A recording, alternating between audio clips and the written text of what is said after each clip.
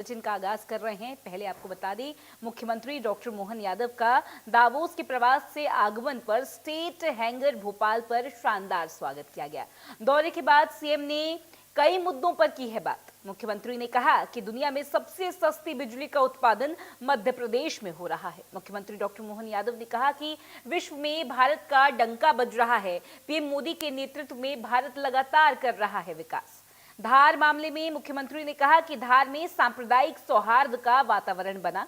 Supreme court के निर्देश पर पूजा भी हुई और नमाज भी पढ़ी गई है। तो स्वदेश आगमन पर मुख्यमंत्री का शानदार स्वागत किया गया। कई मुद्दों पर मुख्यमंत्री ने यहां बात कही है।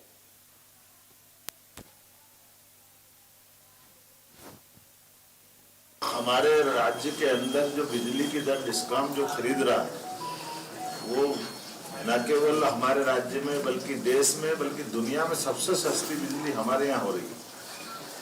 ये हो रहा है, एक तरह से लोगों के लिए आश्चर्य का भी है और कई प्रकार से लोगों को मध्य प्रदेश के प्रति एक विश्वास जो बना है।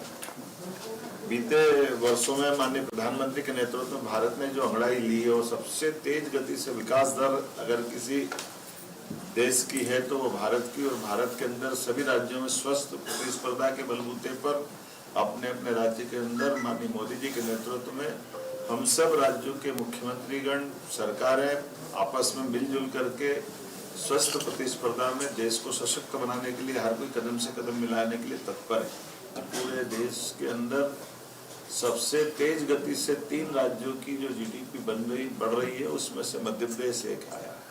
माइनिंग सेक्टर में हमने नंबर 1 की पोजीशन हासिल की है। सबसे कम बेरोजगारी वाले प्रदेश में से जो बड़ा प्रदेश है वो मध्य प्रदेश है, जिसकी लगभग 1.25% के आसपास बेरोजगारी की दर है। इसी प्रकार से हमारे राज्य का कुल बजट का लगभग 40% कैपिटल में जो खर्चा हो रहा है, ये भी पूरे देश के लिए बहुत आदर्श स्थिति है। आज के इस अवसर पर मैं इतना ही बोलना चाहूँगा कि वर्ल्ड इकोनॉमिक फोरम को लेकर के हमने पहली बार मध्य प्रदेश को इंट्रोड्यूस किया। आज़ादी के बाद 3 बार, तीसरी बार में हमारी सरकार के माध्यम से हम लोग शामिल हुए, लेकिन इस फोरम पे जाना चाहिए, इसका बहुत महत्व भी है। कौन सा ऐसा उद्योगपति दुनिया का अब भारत से जुड़ना नहीं चाहता है, और भारत में भी सभी राज्यों में अनुकूलता देख रहा है।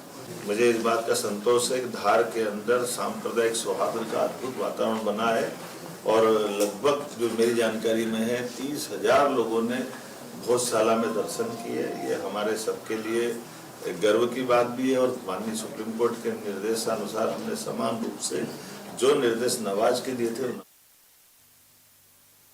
चलिए खबरों में बढ़ेंगे आगे। उमरिया जिले में लगातार आदिवासी वर्ग और आम जन मानस जिला